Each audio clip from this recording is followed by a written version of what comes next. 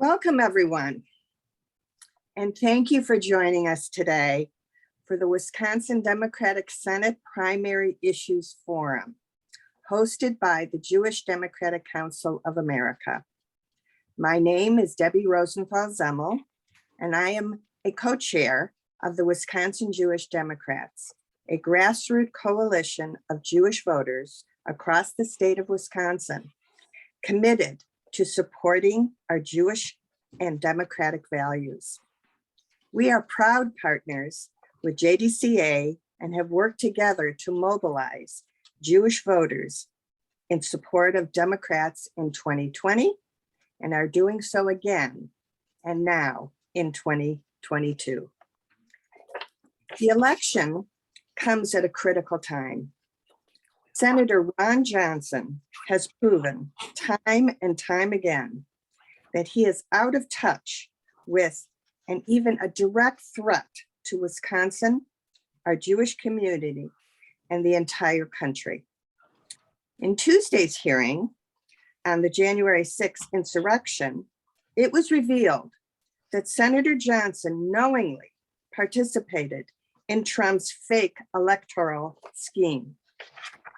Text messages from January 6th indicated that Senator Johnson wanted to hand deliver a list of fake electors to Vice President Pence right before the joint session of Congress to count the electoral votes.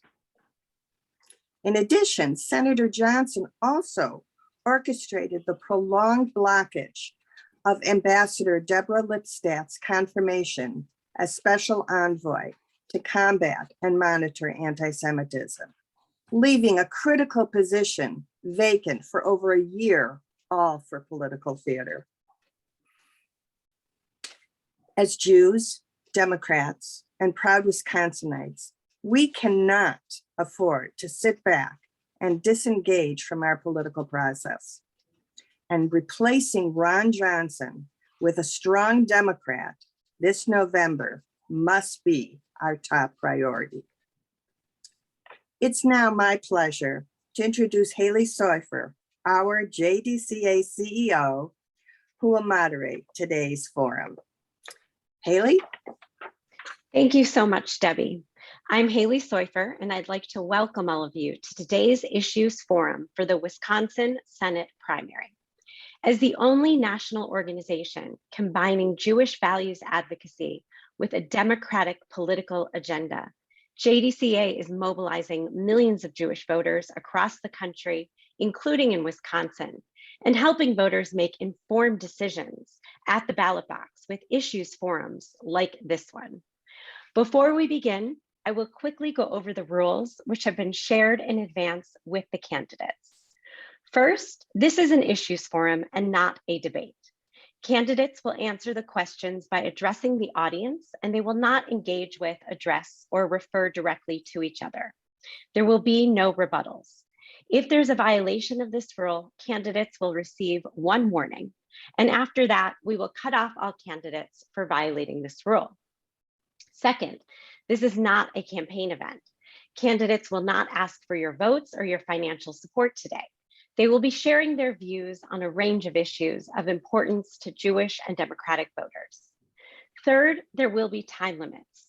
Candidates will have 1.5 minutes for introductory remarks, followed by questions, which they will have 1 minute to answer. We will rotate the order for responses to each question. Finally, at the end of the forum, candidates will have the opportunity to make 1.5 minute closing statements. As a reminder, we kindly ask the candidates to adhere to the time limits and the rules. When your time is up, a sign will appear on the screen for the candidates to see, and we ask that you complete your sentence. If you continue speaking beyond the time limit, you will hear this ring, and that is the sign to please stop speaking. Thank you. So with that, we are now ready to begin the forum, starting with opening statements. We will start with Lieutenant Governor Barnes, followed by State Treasurer Godlewski, then Mr. Lasry, and finally, County Executive Nelson. Over to you, Lieutenant Governor Barnes. Well, thank you so much, Haley, for the for the introduction. I want to thank you all for joining us today. For those who may not know me, I am Mandela Barnes, proudly serving as the 45th Lieutenant Governor of the state of Wisconsin. My story is a very Wisconsin story. I'm proud of a hardworking union family in the city of Milwaukee, and I'm running for the United States Senate to rebuild the middle class, to give everyone a fair shot at the American dream. I'll tell you, I was inspired to enter public service when I heard Barack Obama give his DNC speech in 2004. I became an organizer because of that, right in Milwaukee, and I worked with interfaith organizations on social justice causes. I formed a deep connection with the Jewish community, and we stood side by side to support economic justice, immigration reform, criminal justice reform, and so many other causes. And I've also been incredibly proud to take trips across the country with the Jewish Council on Public Affairs, like the African American Leaders Summit in Philadelphia. I was also a JCPA plenum speaker in Atlanta, Georgia. I'm proud to be a part of a long legacy of Black and Jewish leaders who are working together to support human rights and civil rights. Right now, we have a whole lot of problems in Washington.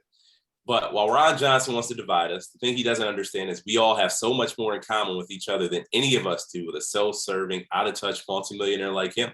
That's why this race isn't about red or blue.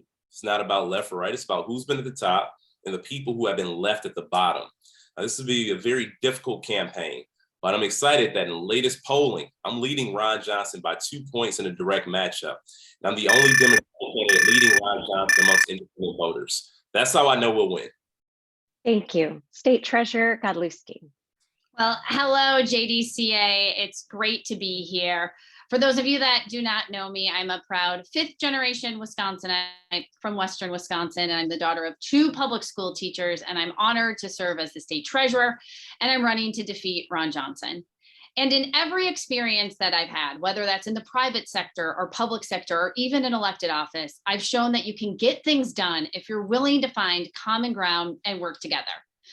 You know, that's what I did as a peace and conflict resolution major when I spent almost a decade supporting the Pentagon, or when I co-founded an impact investment firm that focused on supporting Wisconsin businesses and women-owned businesses, or when I saved the state treasurer's office from Scott Walker's power grab and we took 62% of the vote, or when I ran for state treasurer and I flipped more Trump counties than the governor, lieutenant governor, and attorney general, including flipping Ron Johnson's own county. You know, it's clear the Jewish community needs a better partner and voice in Washington than Ron Johnson. And unlike him, I believe we all have a responsibility to stand together against dangerous rise of anti-Semitism, misinformation, and violence across this country. And unlike him, I believe we shouldn't be playing politics when it comes to combating anti-Semitism like he did with Dr. Lipstat's confirmation. And unlike him, I also believe in science, protecting our reproductive freedom, and saving our democracy. You know, I'm running to replace Ron Johnson because we desperately need common sense solutions and less conspiracy theories. And I know when we work together, we can get these things done. Thank you. Mr. Lasry. Well, hey, everyone. Thank you guys so much for having me. I'm Alex Lasry, and I am the Senior Vice President for the Milwaukee Bucks. And I got in this race because I thought we needed a change in Washington. You know, whether it's his conspiracy theorizing, efforts to overthrow an election, or just general indifference to the job, you know, Ron Johnson has shown us time and time again that he's not up to the task of being our US Senator. And that's been a big problem for us because that means for the last 12 years, we've only had one person in Washington fighting on our behalf and fighting for our interests. And that's why I'm running, because I want to give Tammy Baldwin a real partner in DC to bring some real change and real results for the people of Wisconsin.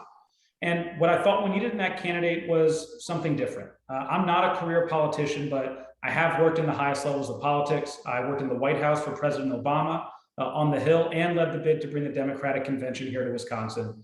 But I've also got a real track record of real results, and whether that's raising wages, creating thousands of good paying union jobs, fighting for racial and social justice and voting rights, and making sure that we were doing things correctly by making sure the entire Deer District was incredibly environmentally sustainable.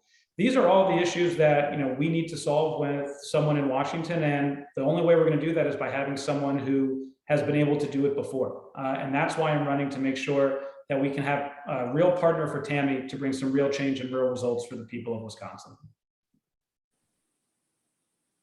Thank you. We'll now hear from County Executive Nelson. Great, and thank you for this forum. My name is Tom Nelson. I'm currently the Outagamie County Executive, which is in Northeast Wisconsin. The number one issue in this race is who can beat Ron Johnson. I'm the only candidate from a red part of the state who's won election, re-election 6 times, three as a legislator and 3 as a county executive. And each time I ran at least 10 points ahead of the ticket. Wisconsinites cannot, we have to get this race right. And I've got the proven track record of winning tough elections and in tough years. My story is a lot like most Wisconsinites, which is I grew up in a blue collar neighborhood, in my case in Little Chute, Wisconsin. And on that block, Carolyn Drive, all the dads worked at paper mills, except for my dad, who I like to say wore the white collar. He was a Lutheran pastor. And so at a young age, I learned 2 very important lessons. Number 1, the importance of serving your community. And number 2, and in time, that there's a lot of people out there that work hard, play by the rules, but they can't get ahead because there's too much money and too much power concentrated in just a few hands. I've got 3 main issues. Number 1, economic security. Number 2, health security. And number 3, climate change. I believe that everyone should have a right to a family supporting job. I believe that we need to make sure that we have universal health care, specifically Medicare for all. And I believe that we owe it to our children and our grandchildren that we leave the planet in better shape. We've got a lot of work to do. It's an honor to be here. The Abrahamic religions are something that bring a lot of us together, Muslim, Jewish, and Christian. And so thank you for all the work and advocacy that you do. Thanks to all 4 of our candidates. We will now move into questions on a range of issues of importance to Jewish Democrats, starting with domestic policy. JDCA has strongly supported ongoing efforts to protect our democracy and the right to vote through federal legislation.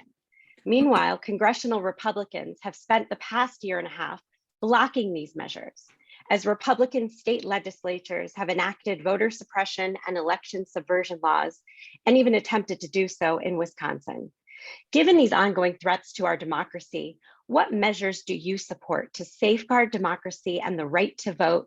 And what is your stance on the Senate filibuster? We'll start with State Treasurer Godlewski, followed by Mr. Lasry, County Executive Nelson, and then Lieutenant Governor Barnes. State Treasurer Godlewski. Well, thank you, Haley. And I always like to say, if we don't have democracy, we don't have anything. And so we can talk about healthcare, we can talk about the environment, but that to me is the fundamental issue that we are all fighting for. And you know what? It starts too by getting rid of the filibuster. We know right now that there's actually legislation that we could be moving forward with in the Senate with the Freedom to Vote Act. And this act alone would be helping to attack the vote, like stop the attack on voting rights that we have seen in Milwaukee. It would actually end partisan gerrymandering, and it'd be getting that big money out of politics, like that 1.2 million that Ron Johnson is getting from the NRA. And look, we also have to protect our workers because we have seen the Gableman attacks here in Wisconsin that are questioning our elections, which we're used to close elections here in Wisconsin. And so to me, these are a few things that I believe that we've got to get done. And I will tell you, it's a top priority for me in the US Senate. Mr. Lasry. Yeah, so I think this is going to be one of the defining issues, I think, of our generation is, are we expanding the right to vote for people, or are we starting to take it away? And that's why on January 6th, on the anniversary of the insurrection, we put out our Protect Democracy Act proposal, which talked about abolishing the filibuster so that we can pass things like the Freedom to Vote Act and the John Lewis Voting Rights Act. Because what we need to make sure that we're doing is making it so that the foundation of our democracy, which is on your ability to vote and your right to vote, isn't abridged. But we also need to make sure that we're also doing all we can on the state level as well. And because of partisan gerrymandering, it's really hard for us to be able to take over the state Senate and state assembly, which is why if we want to make sure we don't go the same way as Georgia and Texas, we have to make sure that Tony Evers is reelected governor. So I think the 2 most important things we can do is abolish the filibuster and make sure that Tony Evers is reelected. County Executive Nelson. Great. Thanks again for the question. I think it goes back to my first answer, which is this really comes down to math equation. We need to have a working majority of the U.S. Senate, and that means we have to win the Wisconsin Senate seat. This is not just Wisconsin Senate seat, but this is America's Senate seat. And once we have a working majority, number 2, it is to get rid of the filibuster. It is a dated, racist rule that should have been gone a long time ago. It's not a question of getting rid of the filibuster or not. It's gone. You can't put the toothpaste back in the tube. It's just a question of do Democrats get rid of it and do good things, or Republicans get rid of it and do some awfully bad things. Once you get rid of the filibuster, there's a raft of legislation that we can go through. We can pass the For the People Act, the John Lewis Freedom to Vote Act. We can also perhaps go as far and try to get progress on Congressman Mark Buchanan's freedom, right to vote constitutional amendment. This is personal to me, not just because it's foundational to a republic, but my wife was disenfranchised. She couldn't vote during COVID because she was recovering from cancer. And in doing that, we joined a multi-party lawsuit and bring important change that would make it easier for people to vote. Lieutenant Governor Barnes. I had to unmute myself.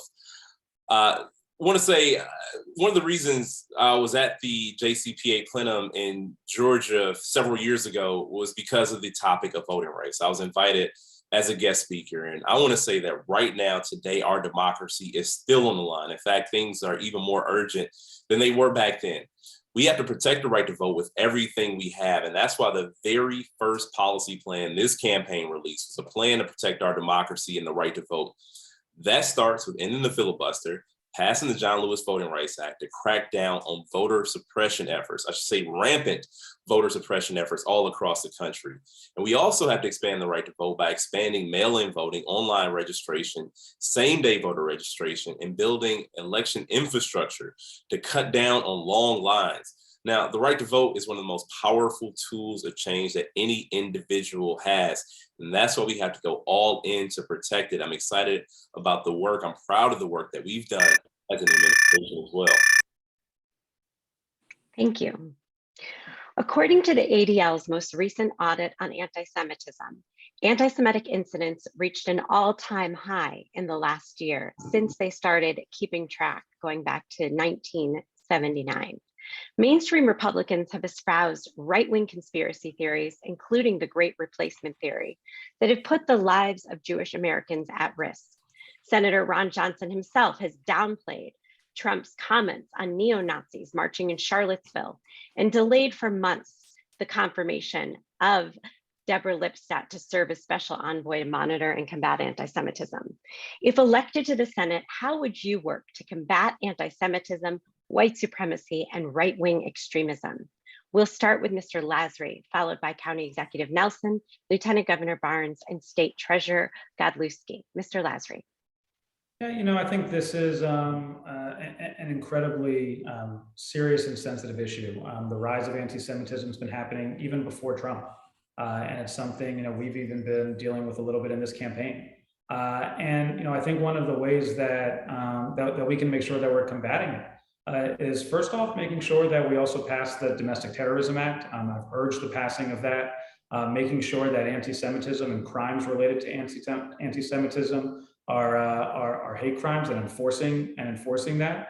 But it also starts with our education, right? We have to make sure that our education system is teaching the real history of everything that happened. I'm proud that the Wisconsin legislature and Tony Evers signed into law the teaching of the true history of the Holocaust, right? If we want to make sure that these types of hate crimes and being able to make sure that everyone is accepted and that all this stuff is not happening nearly as much, education is going to be one of the most important things we can do to ensure that, that we don't see what happened in the past. Thank you. With County Executive Nelson, you're right. Go ahead. Thanks again for the question. I think I want to just correct things. It's not a rise in the anti-Semitism. It has to be recognized that anti-Semitism has been here for a long time. And we have to recognize that this is not something that is unfortunately new, and that we can learn from history and know that that is absolutely urgent that we take action on it. So a number of things I think are easy, slam dunk issues is the Domestic Terrorism Act. I think enforcing hate crimes. I think cracking down on movements like BDS that I think are taking advantage of this vein of anti-Semitism that's going through the country. So we have to identify these issues quickly, especially something like this, because this has been tearing apart families, tearing apart communities, and not just recently, but for a long time. Thank you, Lieutenant Governor Barnes. Thank you so much. I'll say Black leaders and Jewish leaders have historically stood together for decades, fighting both racism, anti-Semitism, bigotry in general. Jewish leaders are still me against racism, and I'll stand with them against anti-Semitism. In fact, Richard and I, one of the first things we ever did together when I was working at FICA was have a counter rally when neo-Nazis came to West Allis, Wisconsin back in 2011 for a march where they thought that they could get their message across, but what they ran into was a beautiful display of unity that shows how we combat and overcome these anti-Semitic instances, these bigoted instances, and most importantly, these bigots. So we absolutely have to fight anti-Semitism with everything we have. We have to call it out when we see it forcefully. And we have to crack down on disinformation. That's why I fully support passing the Domestic Terrorism Prevention Act. We also need gun violence prevention legislation. Jewish community has been a target of gun-related hate crimes, as the Black community has been a target of gun-related hate crimes as well. And it also starts with leadership. We need people to be bold. State Treasurer Godlewski. Well, there is, let me be clear, no room for hate in this country. And what we have seen with this increase in violence and the anti-Semitic acts has just been horrifying. I mean, in Wisconsin alone, in the last 6 years, we've seen this increase by over 400%. I mean, a high school down the road from Madison literally had a Nazi salute that was taken in a high school picture. And so for me, there's a few things that we have to do in the Senate. First is, I think we can all agree that the Domestic Terrorism Act is something that we've got to get done and we've got to enforce it. You know, the second thing is that under the Trump administration, the Department of Justice was gutted for the work involved in investigating these hate crimes and actually doing something about it.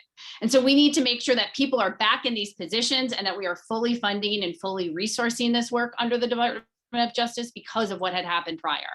And finally, we need to be able to fund these nonprofit organizations that are working diligently to develop leaders in our communities that are fighting this hate and are working to kind of train the next generation. Thank you. One cannot speak about white supremacy or right-wing extremism without addressing the threat of gun violence and mass shootings. The nexus of these issues was front and center in the fatal shootings in Kenosha, Wisconsin, when Kyle Rittenhouse brought an AR-15 rifle to intimidate Black Lives Matter protesters just 2 years ago. More recently, 10 Black Americans were killed in a targeted racist massacre in Buffalo, New York, and 19 children and 2 teachers were killed in a mass shooting in Uvalde, Texas. If elected, what direct action would you take to combat gun violence? Specifically, what is your position with regard to an assault weapons ban, buyback programs, and background checks?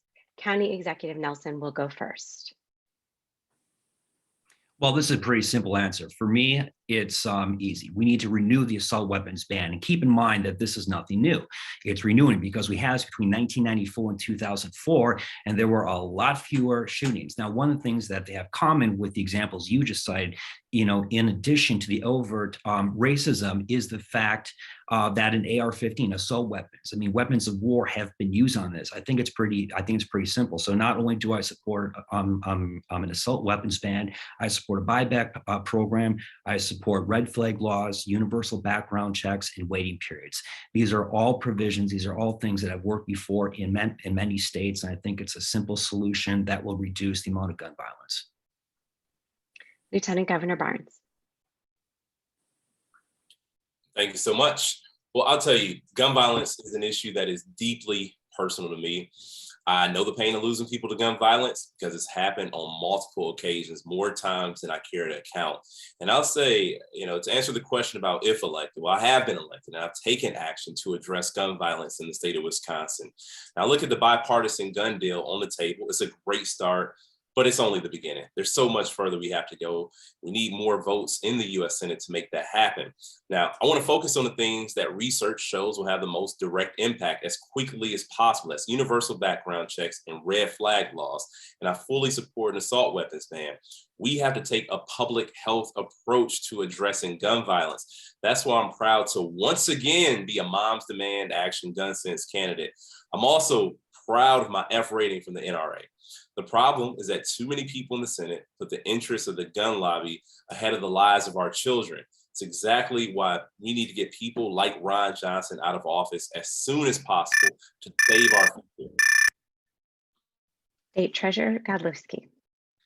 Yeah, I will tell you that this issue is personal. You know, I remember in high school, Columbine happened, and I remember going to high school the next day and wondering who had a gun in their backpack or in their locker. And here we are over 20 years later, and things haven't gotten better. They've gotten worse. And when I drop off my 2.5-year-old son at daycare, I'm worried about his safety. And so for me, this is just kind of common sense gun safety legislation that we know we can get done. So this is everything that's been talked about, whether it is background checks or red flag laws or banning assault weapons, or even banning high capacity magazines. Because I will tell you, growing up in a family of hunters, if you need that kind of weapon to kill a deer, you should be going back to target practice. So for me, we've got to be able to get these things done. We know we have bipartisan support. And unlike Ron Johnson, who's taken $1.2 million from the NRA, we know he's not going to be doing a thing to stop gun violence. Mr. Lasry. Yeah, I mean, I echo the sentiments that I think everyone has said, right? I think there are some common sense solutions that we can have. You know, after the Uvalde shooting, I remember how difficult it was for my wife and I to drop off our kid at daycare, not knowing if, you know, there was going to be an attack or anything on our school. And there is no room in this country for any kid or for any parent to worry about their kid at school, and no kid should have to worry about being at school. And I think some of the most common sense things we can do are universal background checks, making sure that we have red flag laws, and also making sure that we renew the assault weapons ban. These are all common sense things that a vast majority of Americans agree with. We just have to make sure that we're electing people who are actually going to do these things. And that means we have to start electing more Democrats so that we can abolish the filibuster, so that we can actually pass these laws, because we know Ron Johnson's not going to do a thing about this. He's going to vote against this bipartisan measure, and he would vote against any measure. So that's why we need some new people in the Senate. Thank you. Despite efforts by Democrats to reform the criminal justice system and support institutions that promote the needs of minority communities, much more must be done to address systemic racism in America. What specific policies do you support to advance racial justice? We will start with Mr. Lasry, followed by County Executive Nelson and Lieutenant Governor Barnes and State Treasurer Godlewski. Mr. Lasry. Well, I think some of the most important things we can do to further racial and social justice have to do with economic justice, right? We have to make sure that we are increasing funding to education in all of our communities, and making sure that our public schools are some of the best places for our kids to learn. We have to make sure that we're investing in more job training so that people have access to good jobs. We need to make sure that our communities are safe as well. We need to make sure that we have universal health care, because healthcare disproportionately affects people of color. And we have to make sure that we're protecting the environment, right? Climate change has also disproportionately affected communities of color. So I think what we're seeing is that a lot of the problems that we have today are disproportionately affecting communities of color. And we have to make sure that we've got people in the Senate who are not going to just fight to get these things done, but who are actually going to deliver. Thank you. County Executive Nelson. Like most issues, I'm going to be able to point to concrete examples of things I've worked on. As county executive, we have pioneered a department called Criminal Justice Treatment Services Department, and we've launched initiatives like the Mental Health Court, the Veterans Court, Drug Treatment Court. We have evidence-based decision-making practices to make sure that there's more quality for judgments for offenders. That's something that is something that we need to do at the local level, of course, though, but we need to send someone to Washington that knows what works on the ground. Hand in hand with this are matters of economic opportunity. So we need to make sure that everyone has the right to organize, whether it's the PRO Act or getting rid of the racist provisions in the Wagner Act. We also need to have universal health care, specifically Medicare for all. And these are some things that will have a disproportionate positive impact on communities of color, because they're the ones who are bearing the brunt of these challenges. Lieutenant Governor Barnes. Thank you so much. So on the topic of criminal justice reform, we need to do everything we can to build a system that invests in prevention and the root causes of crime, so we can address crime before it actually happens. This is the work I've been a part of for over a decade during my time as an organizer in Milwaukee, and now as Lieutenant Governor. I've worked right alongside Governor Evers to deliver historic investments in public safety. This includes investments in training for law enforcement officers and also options for treatment instead of prison. We've worked with Republicans too, and we passed bipartisan common sense police reform. And as a result, Wisconsin has a record low rate of incarceration. That's the work I hope to continue in the Senate, because we need to also invest in great schools and good jobs that create opportunity to break the cycle of violence and crime in neighborhoods all across America. I'll tell you right now, there's so much more to be done, but I'm so proud of what we accomplished with bipartisan support, and it is a framework for us to get even more accomplished in the near future. State Treasurer Godlewski. Well, we know that Wisconsin is one of the worst states when it comes to whether it's the wealth gap between Black and Brown communities to being one of the worst states. We're the third worst state for home ownership. And so for me, this is actually what led me to even my job in finance. I was focused on providing access to capital for women and communities of color, because how do these groups start businesses? They often have to put it on their credit card, or they're often facing issues of unbanking. And this is something that I have led on in the state treasurer's office. I started a home ownership task force. And right now we have a program called Take Root Wisconsin, which is helping people buy, fix, and stay in their homes. And this is particularly focused on communities of color, because we know, how do we build wealth? We help build wealth by owning a home.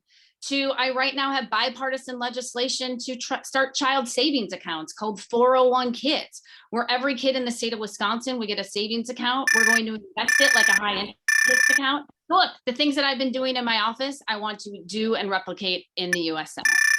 Thank you. Across our country, reproductive rights and access to abortion are under attack.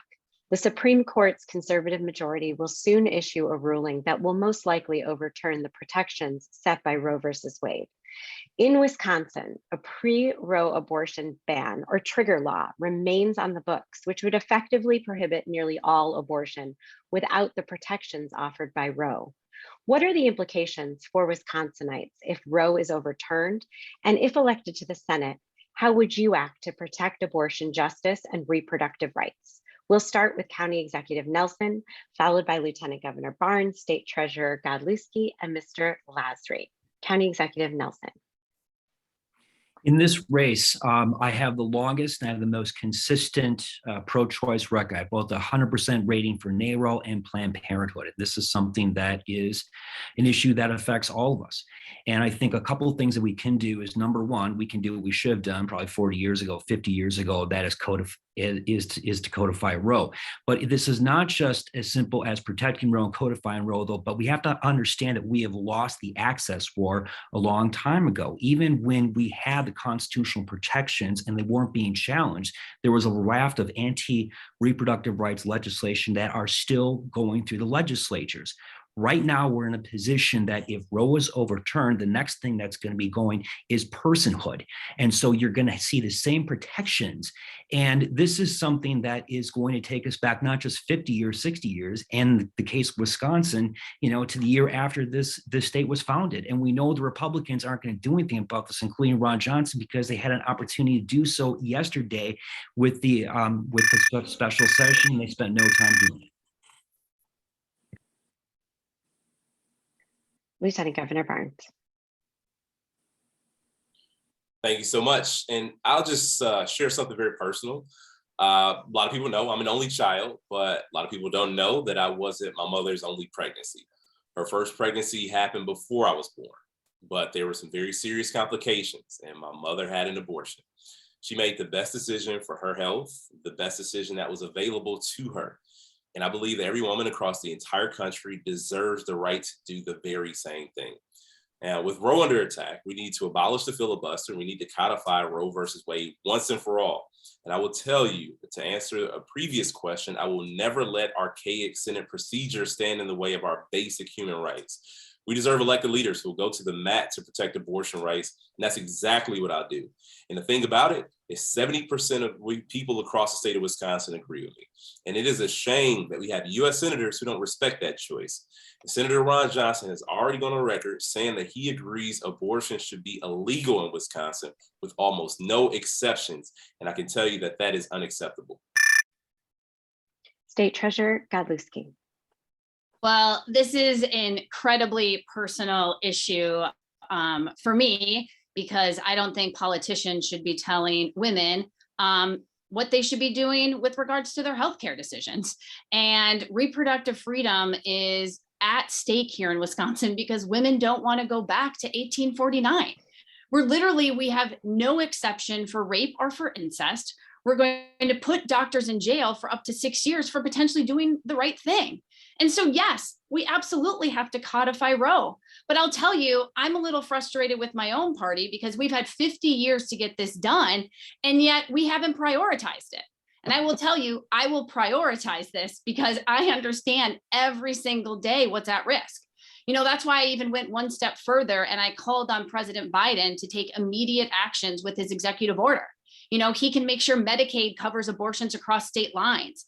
He can make sure that the FDA reduces red tape when it comes to pharmacists providing the abortion pill. And he can stop states from protecting funding like Planned Parenthood. And so for me, these are the exact things and a priority for me in the US Senate. Thank you. Mr. Lasry. Yeah, look, I think we all agree that there should be no politician in Washington or a Trump handpicked Supreme Court justices that should be telling women what they can do with their own bodies or how they can make their own healthcare decisions. So if I was in the Senate, I would, of course, make sure that we abolish the filibuster to codify Roe v. Wade. But I think we also have to understand that we have to also be able to deal with what we have right now. And that is the fact that Roe might be overturned this week or early next week. And I'm seeing firsthand with my wife, who's the chief of staff at Planned Parenthood, what organizations like Planned Parenthood are doing right now to ensure that people are still able to get the healthcare that they need. And so that's why we have to make sure that we continue to fund Planned Parenthood. Planned Parenthood's not shutting down just because abortion is illegal in Wisconsin. They're still going to be able to provide the services that people need to make sure that they're able to get the proper healthcare that they deserve. We just have to make sure that we as a state and as a Congress make sure that we continue to provide the funding that they need. Thank you. Despite the progress of recent Democratic administrations and Congresses in expanding access to healthcare, quality health insurance remains out of reach for far too many Americans. Medical debt is among the leading causes of bankruptcy in the United States, and the ongoing pandemic once again underscored the need to ensure that healthcare is a right and not a privilege. Ron Johnson voted to repeal the Affordable Care Act, which would have stripped healthcare from millions across the country, including more than 400,000 people in Wisconsin. If elected, what steps would you take to achieve universal healthcare and lower the cost of prescription drugs?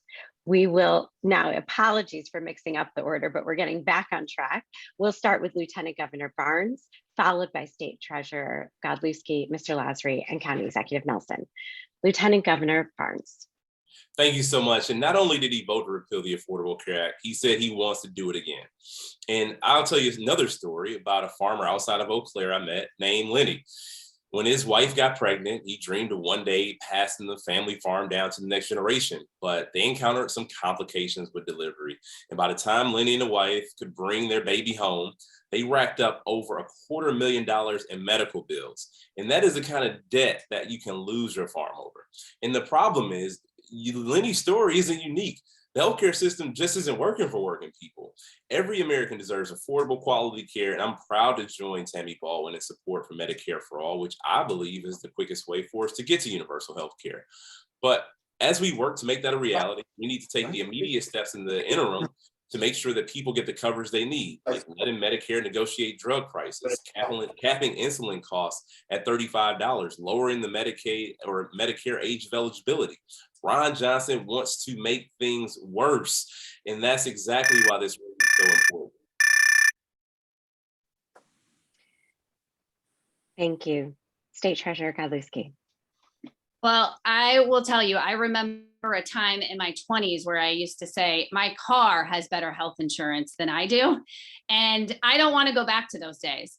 And so while I am grateful that we have the Affordable Care Act, we've got to do a lot to make sure we are building on this, because I remember those town halls and how divisive it was and how close it was to make sure we even have the Affordable Care Act today. And so what are some of those common sense things we can start doing in the US Senate? Well, first, we can make sure we are expanding Medicare and making sure that we're providing access to dental, vision, and hearing. We also need to make sure we're expanding Medicaid. I mean, we saw how the Republicans in Wisconsin refused to expand Medicaid, which could have provided Wisconsin 90,000 more Wisconsinites with healthcare. To looking at the cost of prescription drugs, we've got to make sure that we are empowering the HHS secretary to negotiate, because we're developing these drugs as taxpayers, but yet we're paying it on the back end. And then the final thing I just want to say is that a critical part of all of this is making sure we have affordable and quality paid family leave, because we saw during the pandemic, too many people were impacted by not having access. Mr. Lasry. Yeah, I think healthcare is should be a universal right for everyone, right? It's not just a moral issue. It's also an economic issue. The ability for us to not provide healthcare to everyone in this country makes it really hard for us to spur innovation, makes it really hard for small businesses to grow and get saddled with those costs. So making sure that everyone has healthcare is not just morally something we have to do, but it's also economical in how we're going to continue to grow our economy. And that's why I support building on Obamacare and making sure that we have a strong public option, essentially a Medicare for all who want it, making sure that the government can negotiate prescription drug prices so that we can lower those, expanding Medicaid here in Wisconsin. It's either Medicare for all or it's not. For people here in Wisconsin. And so this is why I support that. And I think if we're able to do that, we're going to be able to grow our economy. County Executive Nelson. Right, thank you. I mean, this is pretty easy for me. I'm the only candidate who is running aggressively in Medicare for all. If we have Medicare for all, we can take care of all these issues, whether it's dealing with the legislature not doing a Medicaid expansion. And look, this is personal for me. My wife had cancer, my mom had cancer. Had they not had good health insurance, we don't know what would have happened. Right now, there are 30 million Americans without health insurance, millions more without health insurance. Health care is a human right and must be treated like that.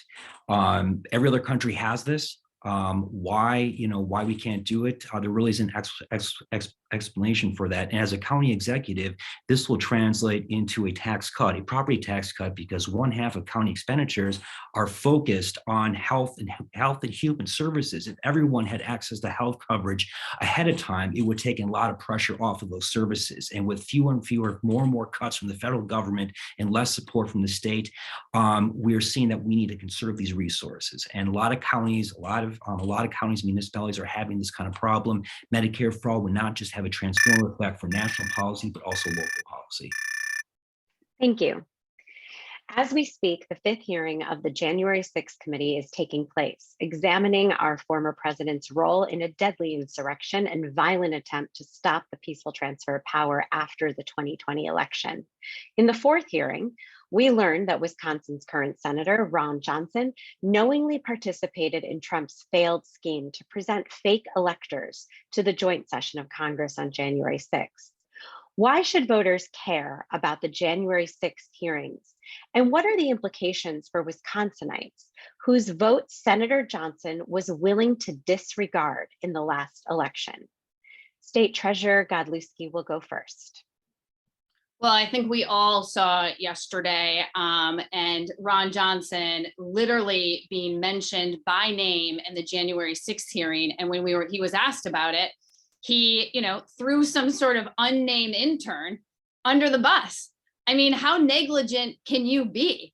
Like, I will tell you, we've got to make sure that you know what's going on in your office. But this was on top of somebody who called the January insurrection a peaceful protest, and that, he supports law officers, but not when it comes to the ones that were protecting the Capitol when the insurrection was happening.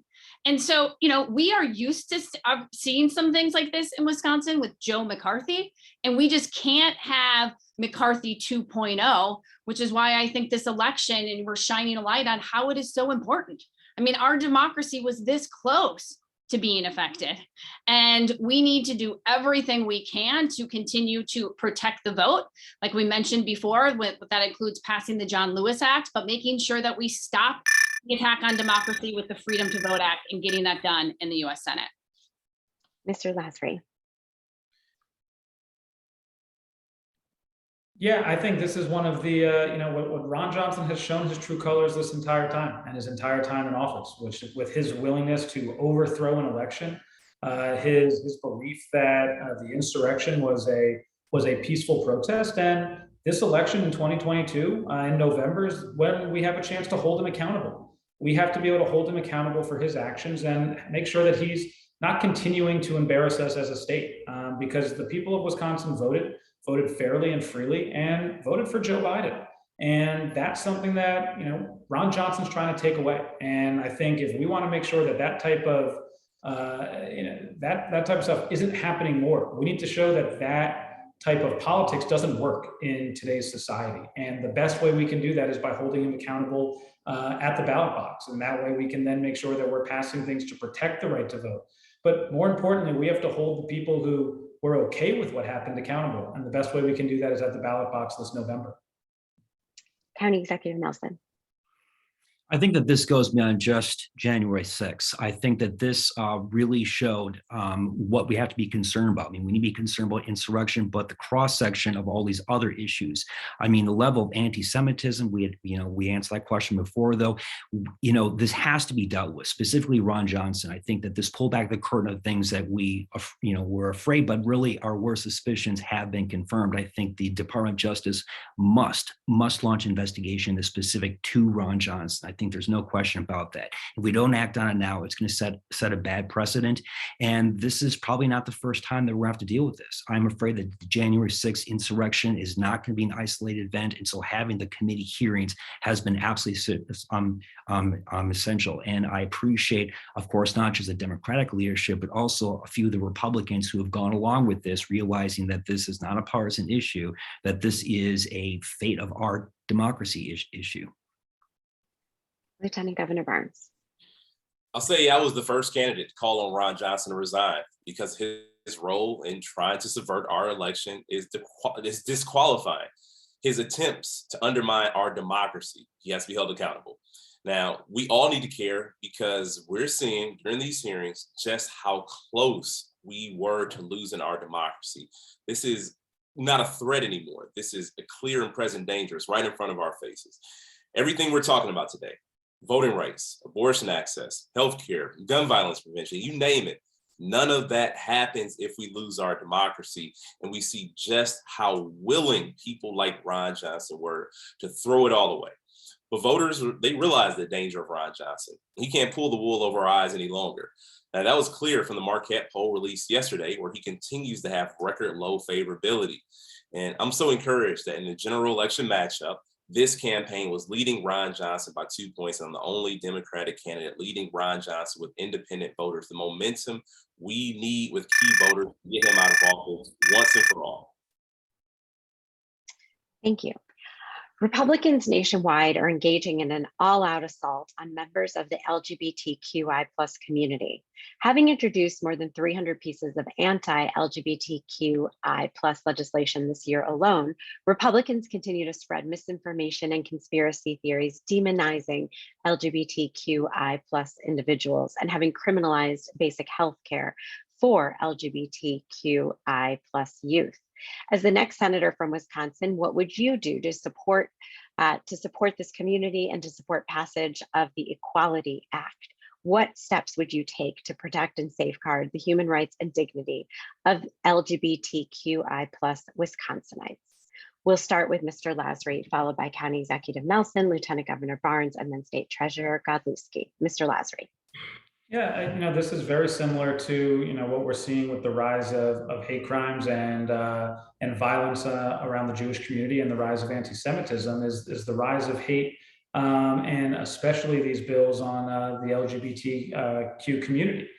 So what I would do if I got to the Senate is proudly stand with Tammy Baldwin in supporting the Equality Act. We have to make sure that we're enforcing our hate crimes.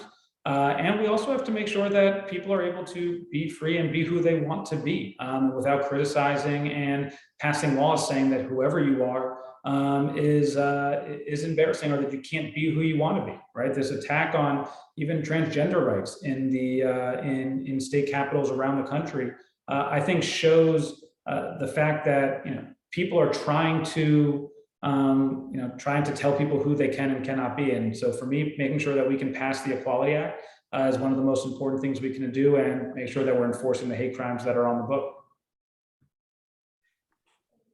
County Executive Nelson.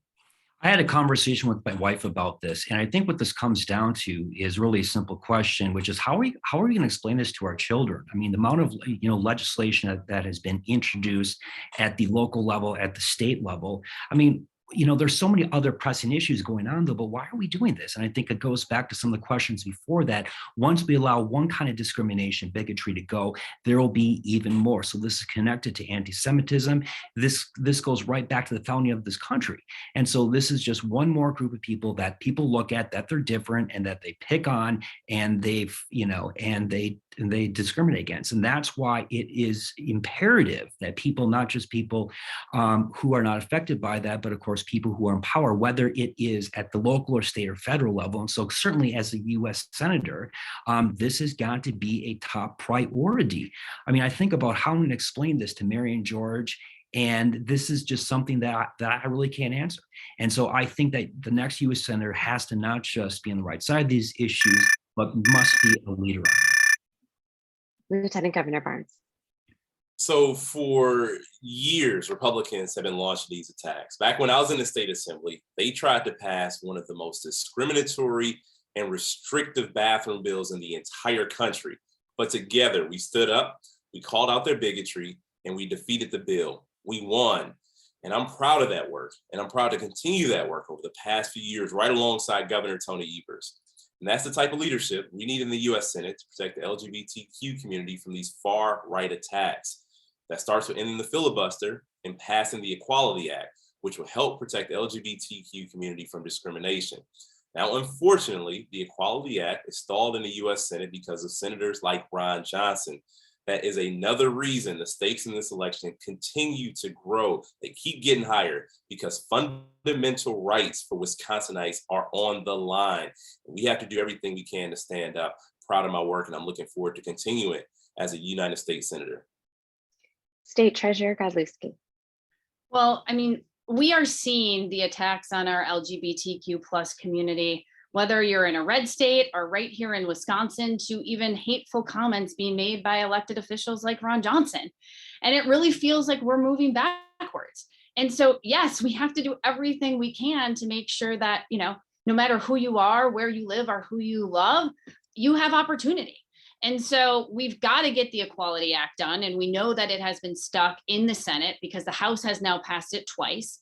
But in addition to getting the Equality Act done, we also have to realize what's happening with Roe and overturning 50 years of precedent is going to be happening when it comes to marriage. And we've got to codify that into law. And that starts with the US Senate getting those things done.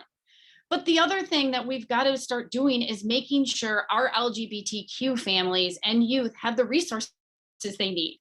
The bullying that's happening in schools, and there's not enough resources or counselors, or making sure, for example, we're expanding access to mental health services. These are all things that will make sure, I think, collectively, we are supporting the LGBTQ plus community. Thank you. We're now going to shift to foreign policy. Congress and the Democratic Party have consistently reaffirmed their commitment to Israel's security. This has been demonstrated by the 10-year US-Israel Memorandum of Understanding that was signed by the Obama-Biden administration in 2016, which provided $38 billion in military assistance and life-saving missile defense programs. In addition, Congress recently passed the Iron Dome supplemental funding, despite a lengthy delay due to Republican obstruction in the Senate. Do you support US aid to Israel pursuant to the 2016 MOU? And do you support any cuts, conditions, or restrictions on this aid? We will start with County Executive Nelson. Great, thank you. And as I mentioned in my introductory remarks, this is personal to me. I think that there's both a security, historical and religious connection between our country and Israel. And so this is of utmost importance. I think when it comes to aid to Israel, I fully support that, both military and foreign aid. Now, as far as conditions go, I believe that above all, when it comes to U.S. foreign policy, we have to be consistent. So if we do not have conditions for other countries like Saudi Arabia, why should we single out Israel? I think that's something that we really need to take stock in. And whether it's the Democrats in the Senate or Republicans in Senate, we must be consistent on our foreign policy. It's really too bad that the Republicans held up the Iron Dome. This is something that I think was simple because we have security guarantees that we have that we're obligated to. I mean, we're following through on security guarantees in Ukraine. We should do the same thing for Israel.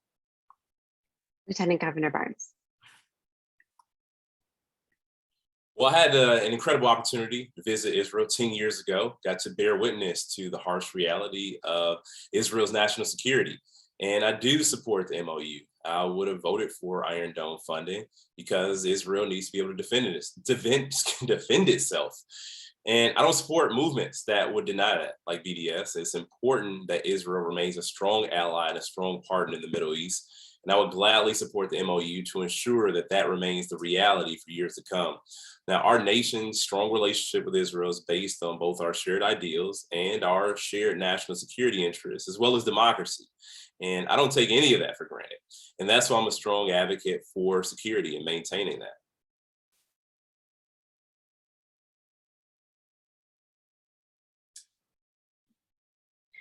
State Treasurer Godlewski.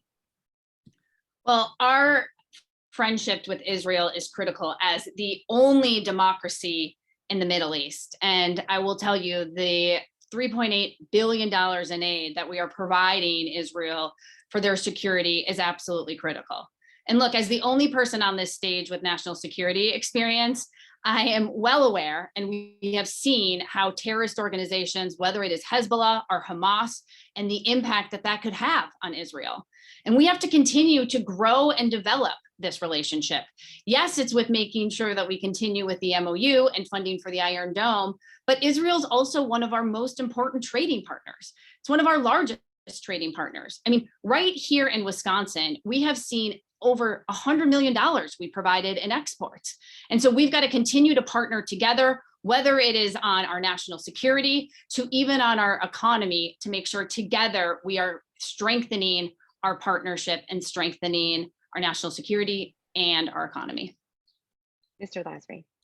Yeah, I mean, I think this issue is one that's extremely personal to me. I've with my whole life been fearful and worried about, the existence of Israel, and if Israel is ever going to be, blown off the face of the map, considering that it's surrounded by nations that don't want to see it exist. And I was disappointed to not just see Republicans, but Democrats as well, criticizing the Iron Dome funding and criticizing and holding up the ability for Israel to get the funding it needs to be able to protect itself.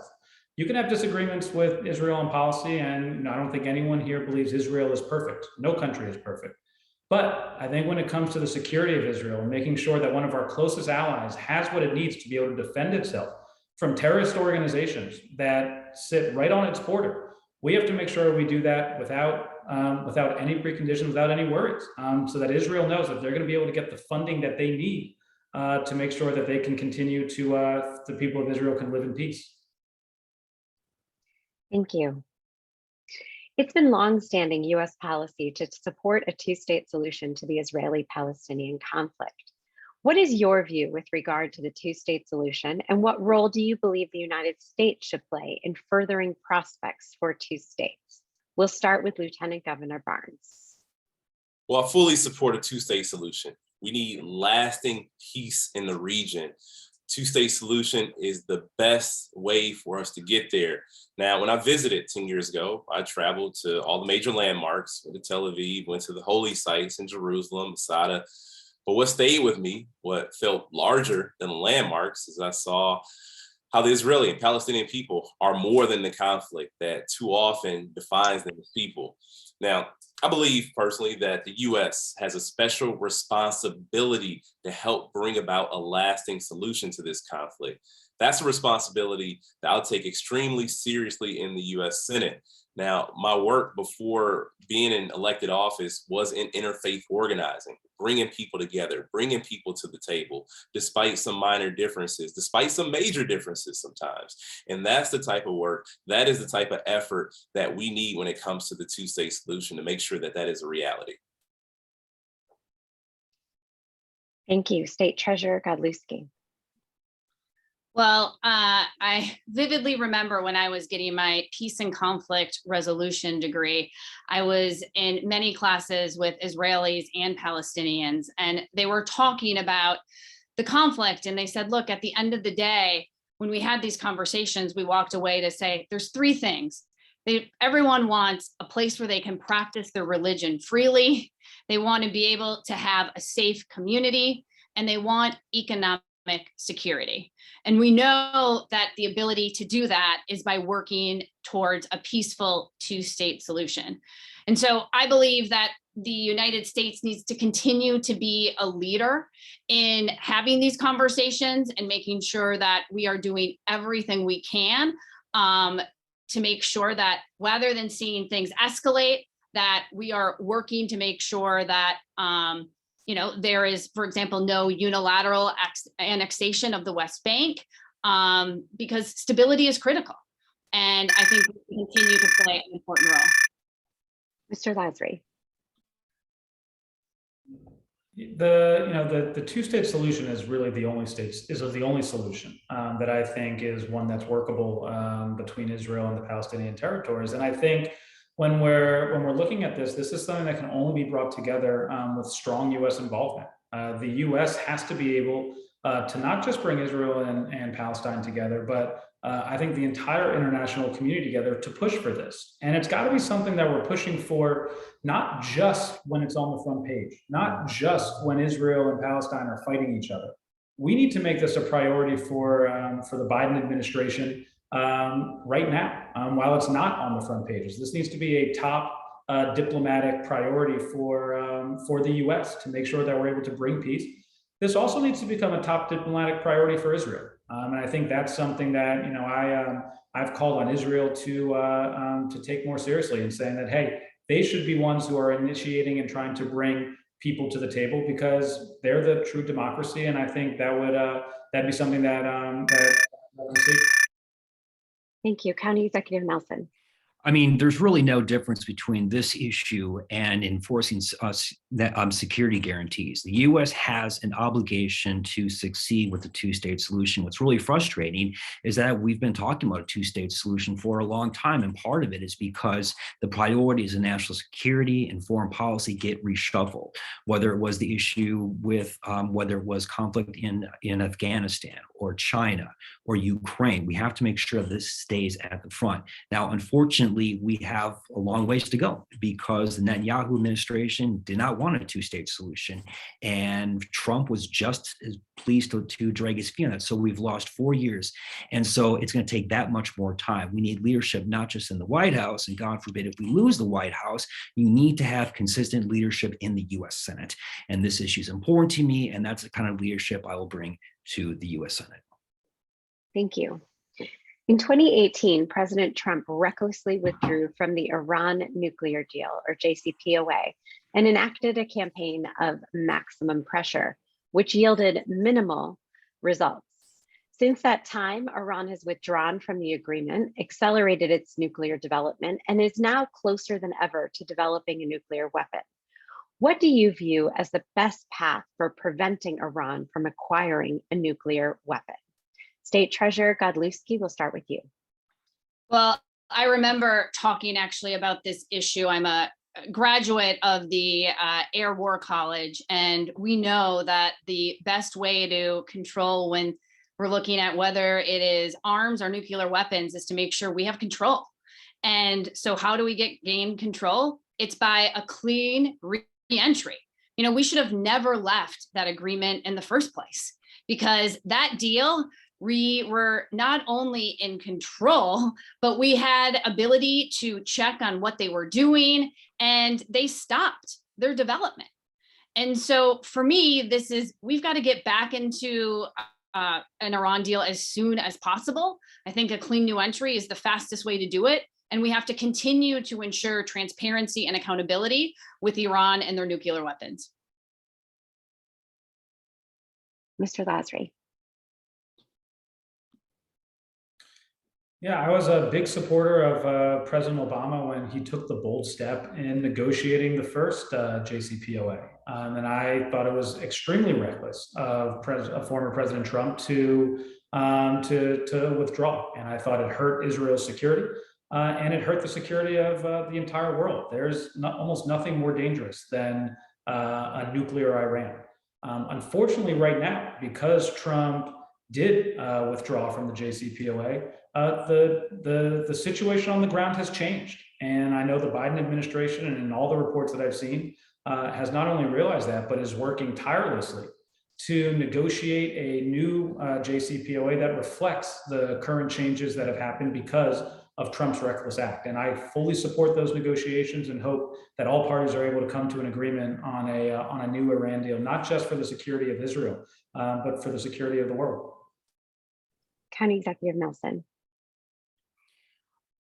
Well, there's good news and bad news. The bad news is, like progress on the two-state solution, we had administration for 4 years that was fine, that got out of the agreement. So we have to make up that lost time. The good news is this is something that the global community seems to fully support. I mean, just yesterday, Russia sent a delegation to work on this. And so if you can have two countries that are effectively at war, or on either side of the belligerents, the fact is that is very, very promising. So I think that is really good news. The problem, though, is you've had a change in leadership in Iran. And so whether or not this new administration is going to want to work with the US and its allies, that's a big question. And finally, I mean, Iran historically has not been in front of Israel, that this has been an existential threat. And I think we need to keep a close eye on that, because if they back away from negotiations, they're not fruitful. We have an obligation to stand up for our ally, for Israel in the Middle East. And in that situation, that must be a priority. Lieutenant Governor Barnes. Well, I'll tell you, we have to do everything in our power to make sure Iran doesn't have nuclear weapons. Now, was the nuclear deal perfect? No, of course not. But it was a step towards progress. And it, like you mentioned, it was reckless that the previous administration ripped it up. Now, the pursuit of nuclear weapons over the past decades has been one of the most serious threats to Israel, the region, and to our own national security. And again, I cannot overstate how much I oppose Donald Trump's reckless decision to abandon the deal. We find ourselves in a far worse place than we were even before the deal. And I support President Biden's efforts to re-engage in negotiations, because it is absolutely necessary that we do so as global leaders. Now, we don't know what the final deal looked like, so I'm going to withhold judgment until I'm able to see the final deal. But we have to support the effort to bring about more peace, not just in the region, but across the world. And we should always approach the situation with Iran with skepticism, but it's critical that we do everything in our power to keep them having nuclear weapons. Thank you. And now our final question. As we continue to support the Ukrainian people amid Russia's ongoing aggression and war, we've all witnessed the impact of this unprovoked war on gas prices, Europe's largest migration since World War II, and an impending global food crisis. If elected as senator, how would you advance America's global leadership, including in support of the people of Ukraine and against ongoing Russian aggression? Mr. Lasry, we'll start with you. Yeah, I think one of the greatest things that President Biden has done since he's been in office is how quickly he's been able to reestablish U.S. leadership. I thought after the disaster of the Trump administration, it was going to possibly take decades for us to regain the global leadership that we had and make sure that we were able to strengthen the institutions that President Trump tried to tear down.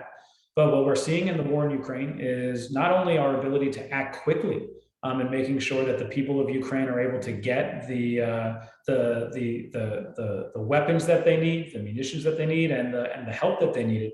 But we saw how quickly the U.S. was able to bring an international coalition together and strengthen NATO. I don't think anyone thought that as a result of the war in Ukraine, that NATO was going to become stronger. And President Biden was able to bring world leaders together, bring a coalition together, and make sure that the Ukrainian people had exactly what they needed to fight off this Russian invasion. And I applaud that effort and looking forward to working with President Biden as we continue to do that. Thank you, Lieutenant Governor Nelson. Sorry, go ahead. Okay, thank you. Well, I think first of all, I'll take the question about Ukraine. I mean, right now, I think President Biden is doing everything he possibly can. Clearly, there's no appetite, nor would it be a good policy to put boots on the ground, especially after our involvement in the Middle East and Vietnam. Before that, it would just not be a good choice to do that. So I think we have to continue our support, match our security guarantees with military and foreign aid. We have to maintain the coalition. When we maintain an international coalition, that is when we are successful. A good comparison is the first Gulf War with the second war in the Middle East. I mean, one we had a coalition, one we did not. One was a lot more successful in achieving those objectives. My concern, since this is basically a battle between autocracy and democracy, is whether or not this is going to extend into other parts of the world. And my concern also is that the Cold War, that this could have just been a 30-year pause, and that Russia is going to continue its movements of aggression, as George Kennan observed 67 years ago. It's something that we have to keep an eye on, and something that I think this president is doing a good job. Thank you, County Executive Nelson. Lieutenant Governor Barnes. Well, we have to do everything we can to support Ukraine, short of putting boots on the ground. Now, Putin has no intention stopping with Ukraine. If he wins, it'll be a green light for other autocrats across the globe. And that's why we need to continue to take a leading role on the world stage and holding Putin and the Russian oligarchs behind this war accountable. Now, this has been difficult on the country. It's been difficult on the globe, but this is a fight for democracy in the free world. We absolutely cannot let Putin win this war, because the impact is something I don't even consider, something I don't even think of. We've been through these scenarios before throughout world history, and it would be a shame if we would have to replay the same thing over and over again, because we know how that ends. Thank you. State Treasurer Godlewski. Well, we know Russia is a critical national security threat. And when they entered Ukraine, President Biden did exactly what he needed to do. And there was a few things. One is Congress took swift action to provide aid to Ukraine. But of course, Ron Johnson didn't support that aid. It was bipartisan by a lot of people, but not by Ron Johnson. And then further, his leadership in NATO and bringing folks together. And I think that's what we're going to have to continue to do, is strengthen NATO. And that's something that I am, worried about, because we know if Donald Trump is elected or Ron Johnson, they're going to try to tear NATO apart. And NATO is critical to the world security and to the United States, to Europe, and to our allies in ensuring peace. And so to me, we've got to continue to build NATO, provide funding, and because we want to do everything we can to avoid boots on the ground. Thank you. And thank you to all four of you for your responses to our questions. You now have the opportunity to give 1.5-minute closing statements. We will start with County Executive Nelson, followed by Lieutenant Governor Barnes, State Treasurer Godlewski, and finally, Mr. Lasry. County Executive Nelson.